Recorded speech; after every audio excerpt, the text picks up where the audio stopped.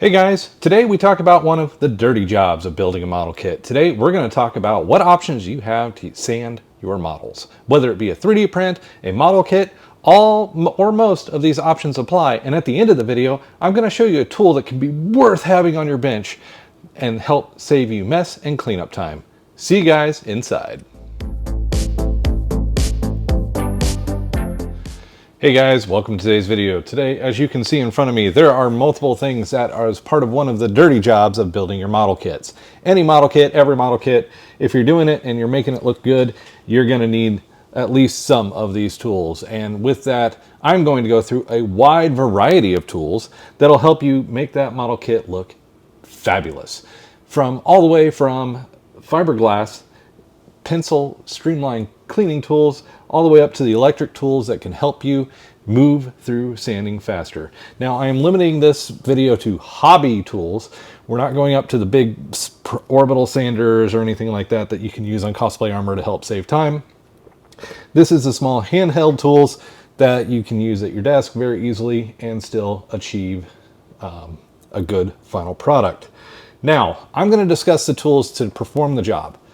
I'm not going to discuss safety in this video. Safety is important, and it's getting its own video of what you should really consider doing when you're using these tools. So, because there's a lot of things that can go into safety and things that you need to consider when you're sanding, cleaning, especially if you're working on resin model kits. You need to make sure you're in the right environment and got the right protection for your lungs, your eyes, and everything else. So I'm earmarking that for a separate how-to video that's going to discuss some of the work that I'm doing on a Warhound Titan and things that you need to consider and make sure you're doing to keep yourself safe. So I know people are going to pop safety, you're not using the right stuff, but again, that's another video that we're going to conquer. I'm just talking about tools today. I'm just talking about tools of the trade that can help you get your models done and look good, and in some ways speed up the process. So with that said, we're going to start with the manual tools, not the electric tools, the manual tools to achieve this task. Again, links for all these items are down in the description down below. So if you see something interesting that's going to work for you, hey, great. Links down there, go grab it. I'm hoping it'll help speed up your process, because honestly, this is the part of a model process I dislike because it's the messiest in my opinion. So yeah, paint is messy, but honestly, the sand, the dust, the particulate, all that stuff, and just if you use the wrong sandpaper and create a scratch, you can create a bigger problem.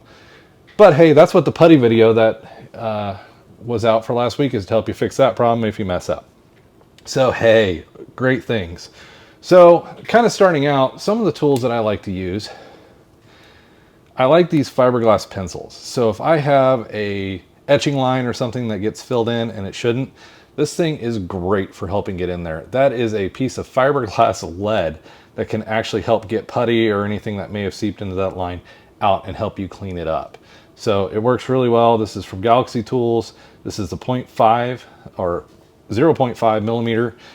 And this one is also just it's a piece of fiberglass to help clean off some of, whether it's overpaint or just etching issues, and kind of clean up and get some of that detail back, especially from your putties. So these are kind of etching cleanup tools, work really well. I really enjoy them. One of my favorite tools when I'm sanding is this guy. Fit it between your two fingers, put your model, go to town. Really nice hand grip. What I love about it is they're tearaway sand blade papers, so you can put multiple grits and use these and work in a lot of easy ways. And these are nice too, because if you've got a curve, you can bend and get in your curve. So it's one reason why I really like these. They're really hard to reach places. I love my ribbon sander. So this thing is just a ribbon. You can undo it, slip it into the hole. If you've got a hole that you can't get a normal sander in, you can slip this in, you got your ribbon, and you go to town around the hole that you need to, and then you just undo it and take the ribbon right out. So this thing is really handy, a really great way to get through a lot of quick sanding, and again, great on curve edges. If you leave it a little loose and give that little bit of flex, it will sand that curve really well for you. Multiple grits of ribbons are available. Really handy tool, I recommend. Sanding sticks. So this one is a interchangeable. I can change the sandpaper. It's spring loaded. Allows me to use multiple different grits. Just a really handy tool, especially the point can be really, really useful in getting into hard to reach places. And with that, sanding sticks everywhere. So these are just some of the sanding sticks out there you can buy. I really like the twigs. They're small, they're agile. You can get them get into small places. You can even use them like the ribbon, but you're holding one side and just going like that. So another topic we'll eventually discuss is clamps and vices, but works really well. And I really like the sanding twigs because they're meant for multiple materials: plastic, metals, woods, even ceramics. So a really great product. Green Stuff World has also come out with some of their variations of what you can use. These work really well too. The foam sanding pads, you've got your coarse grit or your fine grit assortments. That's the one thing I like about the sanding twigs. There's so many different twigs in here because this is a 20 variety pack. So these little guys come in handy. These are, I think these go all the way up to 10,000 or 3,200. So 8,000 grit foam sanding pads. These come in really handy. The foam sanding pads like these, the Tamiya ones, which I've got all the way up to 1,500 grit. I really like these when I'm working with resins, because a lot of times with resin, I will wet sand. I will wet the model or even the bench and sand using these foam pads wet. It works really well, flexible, allows me to get into tight, hard to reach places, good on curves. Oftentimes with these, I'll cut them and I'll bend them in half. That way I can go over like a skirt or a fabric surface very easily. It'll give me that kind of convex curve and let me get in there. But I use these a lot when I'm wet sanding. So the foam pads are kind of my favorite for that, and they work really, really well. Now when I'm getting into the harder stuff, lately I've really been favoring the Steadies files. So these have been really, really nice. They look really good. This is the 10,000 fiber, the MS42. I bought these in a 5-pack or 4-pack. And what I like about these two is each one has a different shape. So some of these are pointed, some of these are curved, but they've worked really, really well for me. I've really actually enjoyed them and kind of taken these kind of the front line of my sanding. Especially this one is really nice. I like that smaller tip. Lets me get into places that a lot of tools don't let you get into and work with. So a really handy tool. You can see I've been using this one a lot. This is the MS43. So the Steady files have kind of been my favorite. Now, I know a lot of people like the foam files. They'll just use cuticle files from the same thing you would see a nail salon. There's the wooden ones. They all work really, really well. I do keep in my arsenal a set of normal hobby files, really thin files, circular files, flat files, pointed files for those really kind of hard to reach places, or if I just need something kind of strong. So all kind of good tools. This is just kind of an assortment that I use a lot for my hand tools. We're about to hop to the power tools, but here's the question, guys. What tools are you using for your hand tools?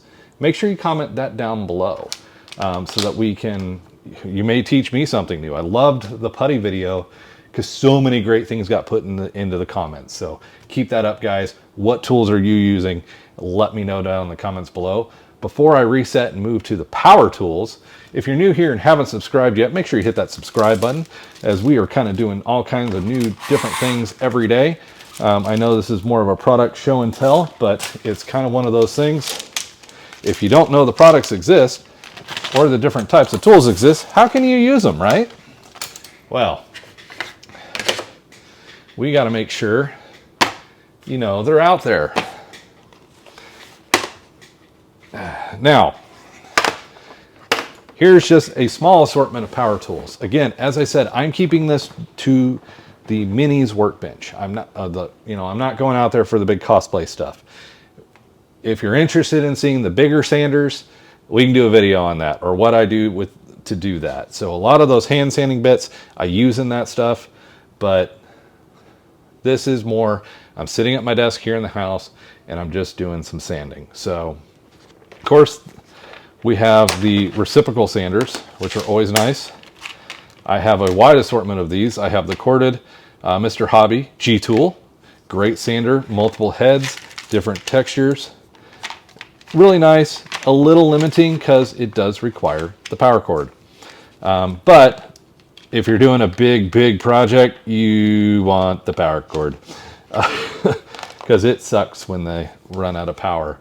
But for a lot of my reciprocating sander stuff that I use, and I just turned it on, and I am probably gonna horribly, come on. DS Dispenne is a really good product. So I love their product from Hobby Haven. You can get them on Amazon too. Multiple different variations of sanding pads, the sander. You've got a huge wide assortment of heads that you can use, that you can use and swap out very easily onto the sander. USB-C chargeable, so easily recharge it using your phone adapter, different tools like that. You guys can tell I've been using this one. Just put a new pad on it for a project that I'm working on. So that is one of my staple sanders. Now, I'm gonna unbox this one with you guys. This is the new version. This one is just kind of coming out, and we're gonna unbox it together right now because I haven't used this one yet. Definitely kept the same texture of the case. Sanding pads. We've got a wide assortment of grits. I bought the extra sanding heads and I bought the extra kit of sanding paper. I really hate some of the label placement because that doesn't help me one bit, but what's kind of nice is here is your grit table, and they color code the grit table, which is really nice. Makes it a lot easier when you're using something like this to know what grit you're using. And luckily they got them nice and big on the back of the pack. But let's take a look at the tool itself. I don't really think it's very much different, other than from what I understand, this one doesn't break down as bad as that other one does. So the other one has been known for, for power failures, and it's also been known just to be underpowered. Oh, that lid is on there. Ah, there we go. All right. So I'm going to go in here and we're going to look at the heads. I'm going to go for my typical. I like the triangle head. It's one of the ones I use quite a bit for my projects. And we're going to slide that guy on there. What's nice is small handle, easy to hold like a pin, easy to keep safe and get in there and get your sanding. Yeah, it's a little noisy, but honestly, it's just a great tool, does a good job. I'm hoping the new version holds up to the, my older one has held up really well. I'm kind of hoping the new one is even better. But those are 3 of the electric sanders that I use for the small grade stuff. Again, in the description is links to purchase these and all the parts. So kind of keep that in mind. Now we're getting to the rotary tool. So I do use rotary tools, and right now my favorite is the Fanuc F2 Master. So you can see in here I've got a polishing stone, basic grinding heads. So I use these a lot, especially in resin. This is the VR Tech set. All different grits, different materials, different sizes, modules, different things. They work great. The Fantech little guy, this guy, I like it because I don't have a cord of a Dremel. It's small, it's lightweight. I love the built-in light that it allows me to have and use during projects. Helps me be able to see a little bit better, and this guy's probably almost needing a charge. But it's not just limited to this. It's cutter, all kinds of stuff built in. There's cutting wheels right there, and different tool sets that you can use. I use the cutting wheel a lot of times when I'm undoing resin bits off, well, the Warlord Titan has had a lot of cutting that I've had to do, and I've used this a lot for a lot of it. But also there are plenty of Dremels out there. The only warning that I give, especially if you're doing anything with FDM, is watch how fast you're going, because the faster you go, the hotter it gets, the more likely you're to melt or damage your model versus actually getting the finish that you want.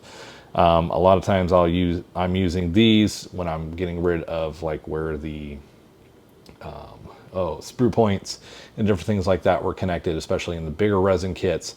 I see this problem a lot. So if you're curious about Dremels, I do have a couple, but I don't use them all that much ever since I've gotten the Fanic F2. Now, the moment you've all been waiting for. Mike, you mentioned a thing that I could put on my desk and would help keep it cleaner and also keep my air a little bit cleaner. Yes, I did. This is by Coarse.